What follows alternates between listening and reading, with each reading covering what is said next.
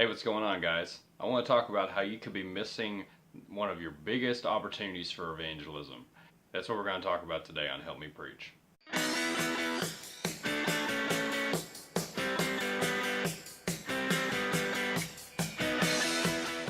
What is one of the biggest opportunities that you have for evangelism? It's a thing that I've called Visitor Day. I've called it Guest Day, and you may have heard it by other type of descriptions, but it's something that we've done here that has been really, really good.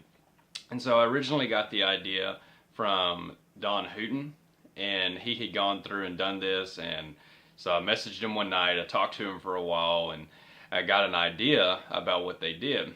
And so let me just start with what we did initially the first time, and then we'll go through and we'll talk about some other experiences and some ways that you can benefit from it. So what we did the first time is I had flyers made up, and it was one service. That's it. And it was called What is the Church of Christ?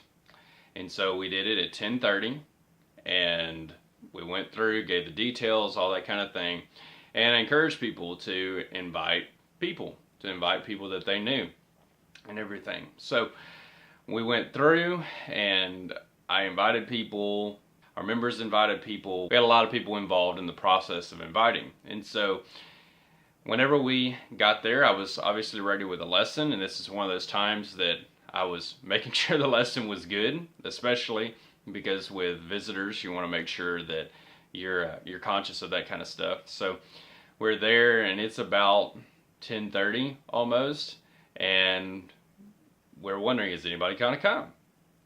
And then it was crazy. So we normally average, I guess, around, at that point it was maybe 30, 35, something like that. And then it was crazy because we just had people come in. It was like a revolving door, and I'd never seen anything like it. So we ended up with about 60 people there the first time. Now that was like 20 to 25 visitors or something. It was crazy. So obviously I had an opportunity to tell them about what the church is, and the lesson went well. A lot of that was actually family of one of our members, and so we were really glad that they were there. And we just had all kinds of different people, just people that either I knew or people that were family or whatever. And the cool thing about that is that this is in a small town. Where I preach is a really small place, and the congregation's small, but yet we still had a lot of people. And so anyway, went through the lesson, all that type of thing, and had some opportunities kind of come out of that and that kind of thing. And so it went really, really well. The reason I bring this up is not because it's some gimmick, but because it's worked here. And so we actually haven't had the traditional gospel meeting while I've been here. But one thing we've done is we've done these visitor or guest days either once a year or twice a year, and they've been really good. So you may be thinking, wow, I'd love to do something like that, and I hope that's how you feel about it. So where did this come from? What are some lessons that I've learned with it? Well, as I mentioned, I got this from Don Hooten, and they do that where he preaches in the Woodlands. And I don't know if he got this from him or not, but there's a guy, he's a denominational guy, but his name is Thom Rainer. You've probably heard of him. He does a lot of stuff with church growth and all that kind of thing. But anyway, he's got an actual, I guess, system called Invite Your One. And so I'll put a link to that in the description. You may be interested in getting that product. I don't endorse his teaching, any of that type of thing, but it is interesting, the model, and he's big on trying to get churches to do an evangelism. And so you may look into that. So this is where the model comes from. And so this isn't something just that we've done. I've got a friend of mine as well. He did one recently at a church where he had just started, and I think they had something like 30 visitors as well the first time, and it was a really surprising thing. And so for us, obviously not every single time has been that way, and so you've got to be very conscious of some things with your topics and that type of thing. So let me give you some of my recommendations on how to go about and do this well. Okay, so first up, only do it a very limited amount every year. Now you may say why, but the reason for that is so that you can build anticipation for that, and it's kind of like a sale at a business, sort of. You're not trying to sell anything, right? It's a free gift. I understand that. What you have is this like this one time only kind of thing, and if you do that once a year or whatever, it has that limited amount. So that's one of the reasons I think it's really good. The second thing that I think really makes it good is because it's a very specific time where you say, please bring your friends, invite them, or whatever, and maybe just some connection with, hey, this is our visitor day, our guest day, or whatever. Like, I guess it makes some type of connection with visitors that they say, oh, okay, they have something special, this is the time for them to come. It may sound kind of gimmicky, but it works. All right, third is you need to be very conscious of your topic. This isn't one of those times where you go through and just talk about something generic. You need to be thinking visitor focused and thinking, okay, what are they going to want to hear, as well as something that they need to hear, and try to kind of stir all that together. So I've talked about this already in choosing a good topic so that you don't have a bad topic.